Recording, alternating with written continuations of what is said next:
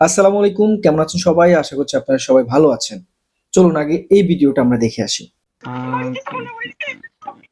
কিছু হয় নাই। হ্যালো ভাইয়া, হ্যাঁ, কি হয়েছে? আরে শানু ভাই তো কিছুদিন যাবৎ অসুস্থ ছিল জানেন নাকি? উনি হ্যাঁ। আল্লাহর ডাকে সাড়া দিয়ে ওই পারে চলে গেছে, বুঝছেন নি? উনি আর বেঁচে নাই। প্লিজ সবাই শান্ত হন, প্লিজ সবাই শান্ত হন।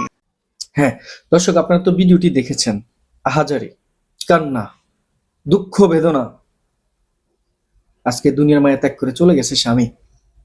যখন প্রবাসীর বউকে যখন তাকে এইভাবে একটা সংবাদ শোনানো হয়, চিন্তা করতে পারছেন তাদের অনুভূতিটা কেমন?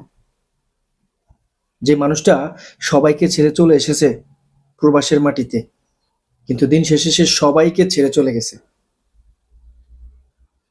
আহাজারি, চিন্তা করে দেখেছেন? সন্তানের নাম ধরে বলতেছে যে অমুকের আব্বু, তোমার কি কিছু হয়েছে? তার কি হয়েছে?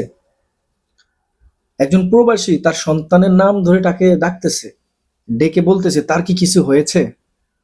কিন্তু যে ভাইটি কল করে তাদেরকে বোঝাচ্ছেন, তার মনেই সেই ধরনের কথা আসতেছে না। দুঃখে কষ্টে তার বুকটা ফেটে যাচ্ছে। দিন শেষে তাকে বলতেই হবে। বলে দিয়েছেন যে সে আর নেই, দুনিয়ার মায়া ত্যাগ করে চলে গেছে আল্লাহ সুবহানাহু ওয়া তাআলার কাছে। তারপরে তো কান্নার ঢল। কি হবে পরিবারের? পরিবারের জন্যই তো এসেছে, তাই না? কি হবে এই মানুষগুলোর? যার হারায় সেই একমাত্র বুঝে সে কি হারিয়েছে। কষ্টটা আসলে সবাই এরকমটা বলে, পাশে আছি, থাকবো, কিন্তু দিন শেষে দেখা যায় আপনি একাই থেকে যান। পাশে থাকবে তো দূরের কথা, কিছুদিন পর আপনার খোঁজ খবর রাখার সেই মানুষটাও থাকবে না। বাস্তবতা হচ্ছে এটাই। প্রবাসী ভাইরা অক্লান্ত পরিশ্রম করে এই প্রবাসের মাটিতে আছে। আপনারা চিন্তাও করতে পারবেন না।